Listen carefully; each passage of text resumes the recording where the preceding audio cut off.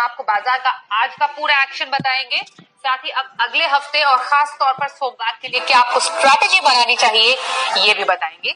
हमारे साथ शो में शामिल हो चुके हैं जी बिजनेस के मैनेजिंग एडिटर अनिल सिंह ने, स्वागत करते हैं सर आपका। और साथ ही हमारे साथ है आज एचडीएफसी सिक्योरिटीज के वीके शर्मा। शर्मा जी बहुत स्वागत है आपका शो में। आज पूरी रिसर्च टीम है हमारे साथ, अलग अलग सेक्टर्स पर अपनी एक्सक्लूसिव खबर और रिसर्च लेकर हमारे साथ है। देवांशी आशीष से बाजार का हाल जानेंगे, साथ ही बताएंगे डॉक्टर रेड्डीज पर दबाव क्यों है। आशीष से हम जानेंगे मुंबई में मॉल के कारोबार से जुड़ी कंपनियां क्यों सुर्खियों में। एक्सेंचर के नतीजों से आईटी कंपनियों के लिए क्या संकेत मिल रहे हैं।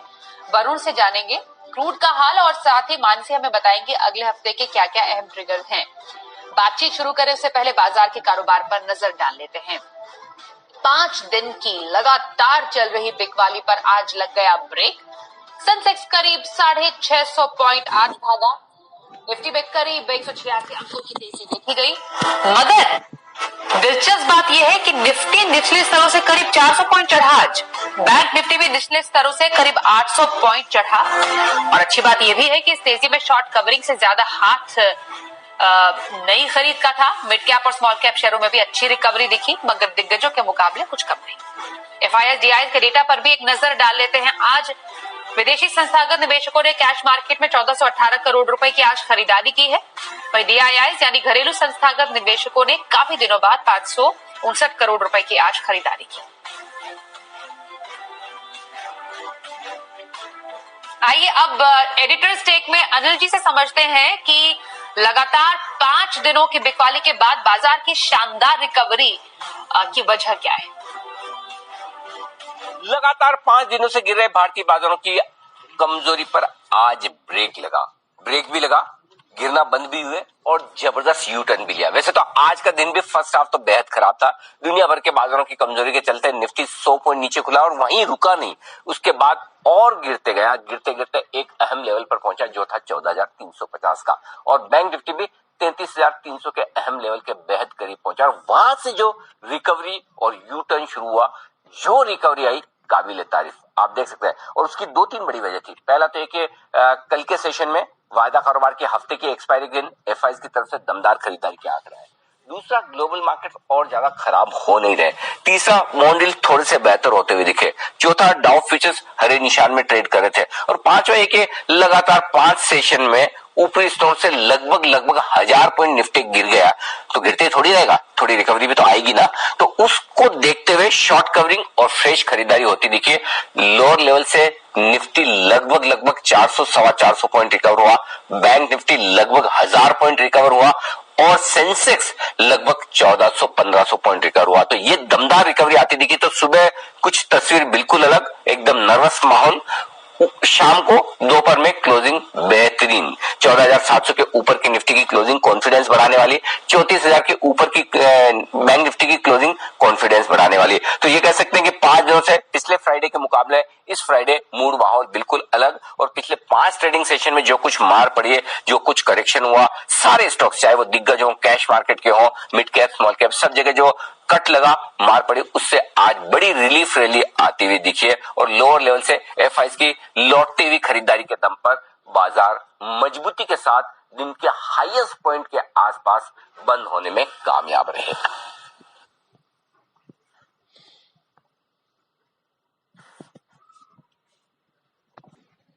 बाजार के लिए आज रिकवरी और मजबूती का दिन रहा। अब सोमवार के लिए क्या स्ट्रैटेजी रहे, बाजार के लिए अहम संकेत क्या होंगे, खासतौर पर 2 दिन की छुट्टी के बाद समझेंगे अनिल जी से। लेकिन उससे पहले किन सेक्टर में था सबसे ज्यादा एक्शन, समझते हैं देवांशी आशा से। देवांशी सर बताएं आज कहां पर था सबसे ज्यादा एक्शन और कहां पर थी नरमी। हफ्ते के आखिरी ट्रेडिंग सेशन में बाजार में पॉजिटिव क्लोजिंग देखने मिली। लगातार 5 ट्रेडिंग सेशन से हम कमजोर थे और उसके बाद आज फाइनली हरे निशान में मार्केट्स में क्लोजिंग देखने मिली थी। लगभग सारे इंडाइसेस आज हरे निशान के साथ ट्रेड करते हुए दिखे। ज्यादा सहारा कहां से मिलता हुआ दिखा, एफएमसीजी स्टॉक्स ने आज काफी अच्छा परफॉर्म किया था। पावर स्टॉक्स आज अच्छे परफॉर्म करते हुए दिखे। इसके अलावा फाइनेंशियल्स में भी अच्छी तेजी थी। बैंकिंग स्टॉक्स आज रैली करते हुए दिखे। लेकिन इसके अलावा भी आप देखिए कुछ जो मिड कैप स्टॉक्स थे, स्मॉल कैप स्टॉक्स थे, यहाँ पे अच्छी तेजी अच्छे वॉल्यूम्स के साथ आते हुए दिखी। चुनिंदा स्टॉक से जो आज कमजोरी के साथ ट्रेड करते हुए दिखे, सबसे पहले निफ्टी के गेनर्स लिस्ट की बात कर ले।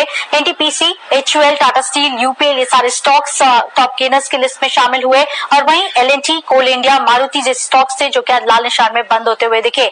FMCG स्टॉक्स ये टॉप गेनर्स थे आज की ट्रेडिंग सेशन में। ITC और HUL लगातार कई दिनों से परफॉर्म करते हुए दिख रहे हैं, अच्छे वॉल्यूम्स के साथ यहाँ पे अच्छी तेजी। मेरिको, UBL में भी आज अच्छे गेन्स थे। इसके अलावा मेटल स्टॉक्स में भी आज फिर एक बार अच्छे गेन्स देखने मिले थे।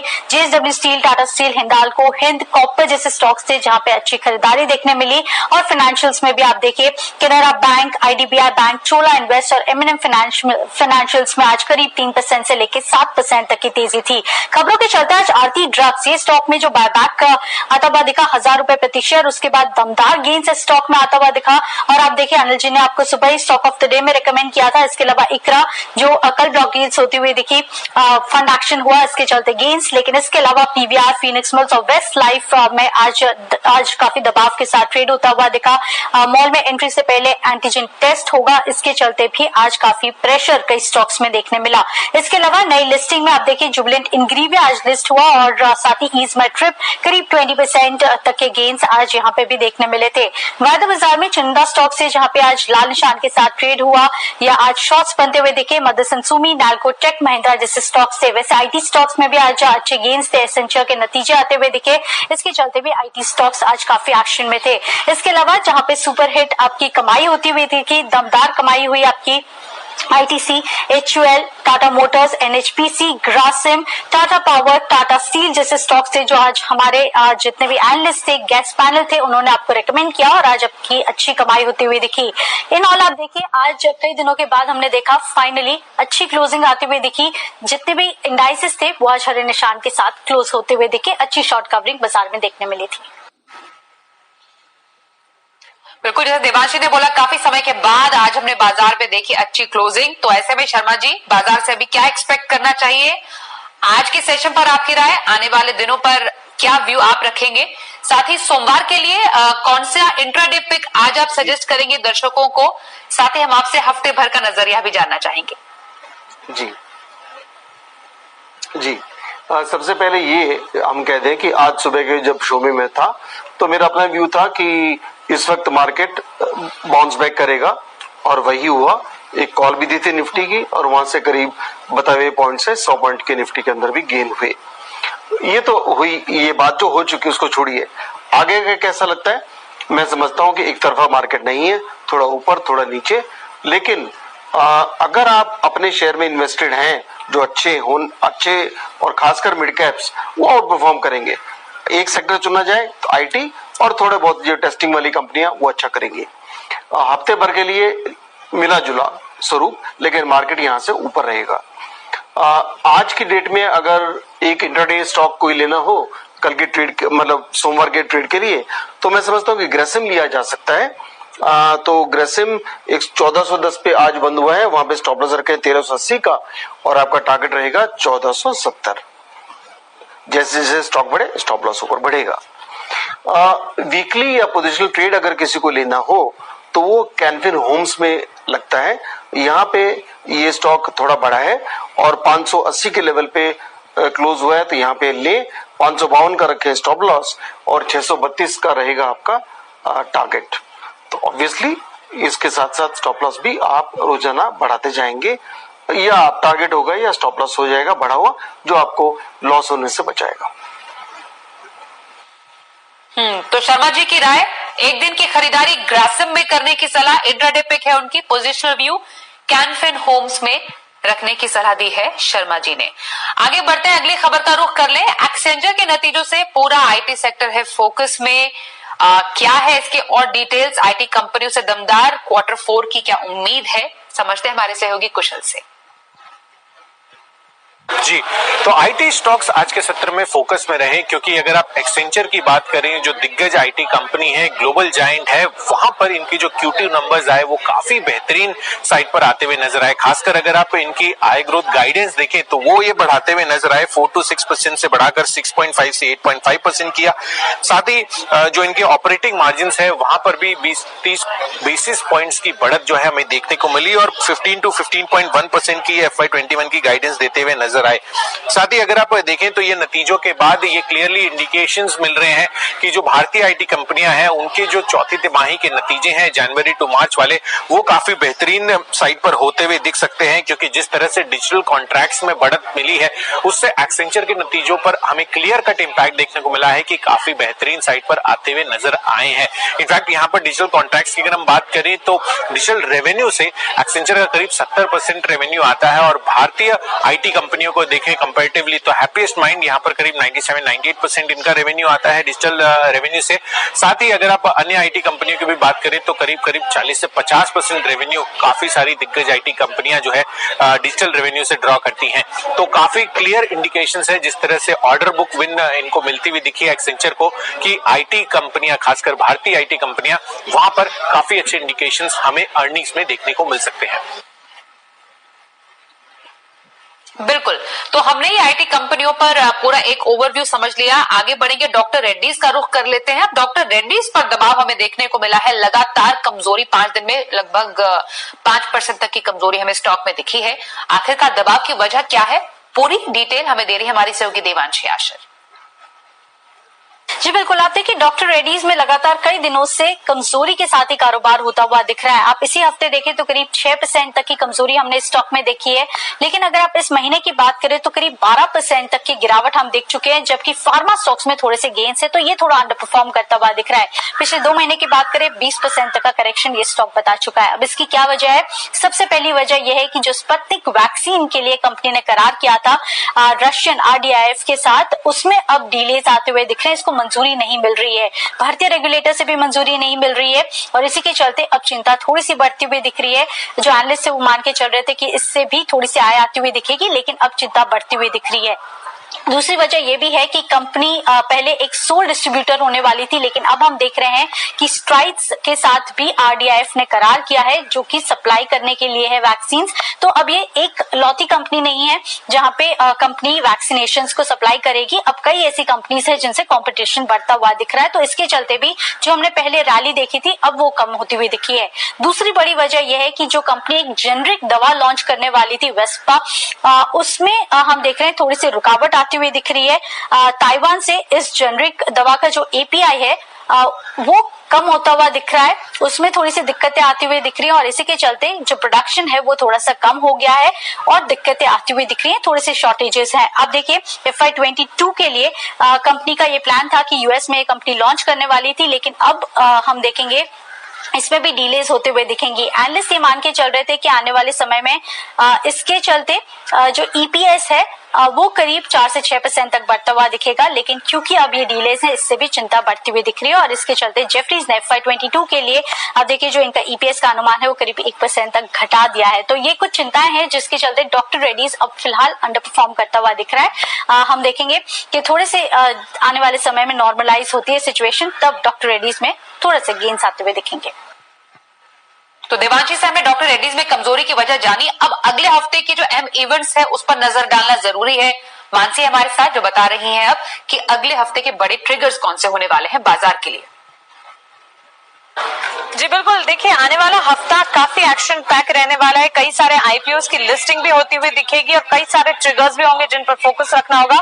लेकिन शुरुआत सोमवार 22 मार्च से अगर करें तो कोरोना के बढ़ते मामलों के मद्देनजर मुंबई में मॉल में एंट्री से पहले कोरोना का एंटीजन टेस्ट जो है वो अनिवार्य हो जाएगा। जी हाँ, सोमवार से पूरे शहर में BMC का फैसला लागू होता हुआ दिखेगा।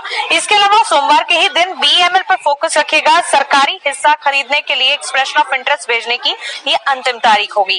क्राफ्ट्समैन ऑटोमेशन IPO का शेयर अलॉटमेंट भी इस दिन होता हुआ दिखेगा।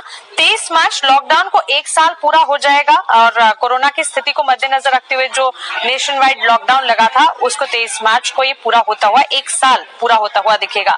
कल्याण ज्वेलर्स IPO का शेयर अलॉटमेंट होगा इस दिन। साथ ही जैगुआर I-Pace की लॉन्चिंग भी इस दिन होने जा रही है। 24 मार्च के दिन अनुपम रसायन की लिस्टिंग होने की संभावना है। नजारा टेक्नोलॉजीज IPO का शेयर अलॉटमेंट होगा। एप्पल कोल इंडिया की ईजीएम भी इस दिन होती हुई दिखेगी। 25 मार्च गुरुवार के दिन, महीने का आखिरी गुरुवार है, मार्च सीरीज की वायदा एक्सपायरी होती हुई दिखेगी। क्राफ्ट्समैन ऑटोमेशन की लिस्टिंग होने की संभावना है।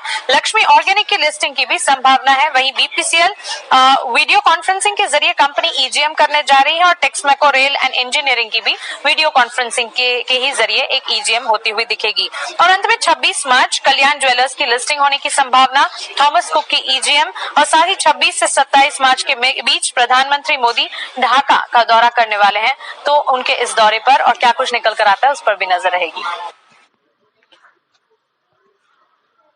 हफ्ते के अहम इवेंट्स हमने समझ लिए, आगे बढ़ते हैं और अब देखते हैं शर्मा जी का ऑप्शन।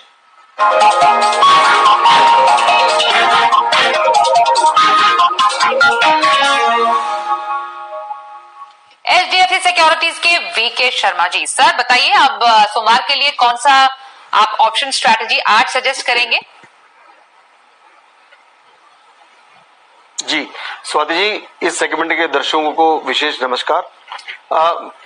आज सुबह ही जब मैं मॉर्निंग शो में था तो मैंने ये कहा था कि कल जो मैंने ऑप्शंस दिए थे वो ऐसे मार्केट के, मैं पहले ही कह रहा था कि लोग पार्टिसिपेट नहीं करते हैं, पुट्स नहीं खरीदते हैं। और अब क्योंकि मुझे लग रहा था कि मार्केट सुधरेगा तो मैंने ये कहा था कि मैंने जो कल दिए थे आज शाम के शो में, मतलब कल शाम के शो में, वो आप बिल्कुल भी उस पर एक्ट न करें, उनको रख दे साइड में। तो वो सही रहा, आप लॉस से बचे।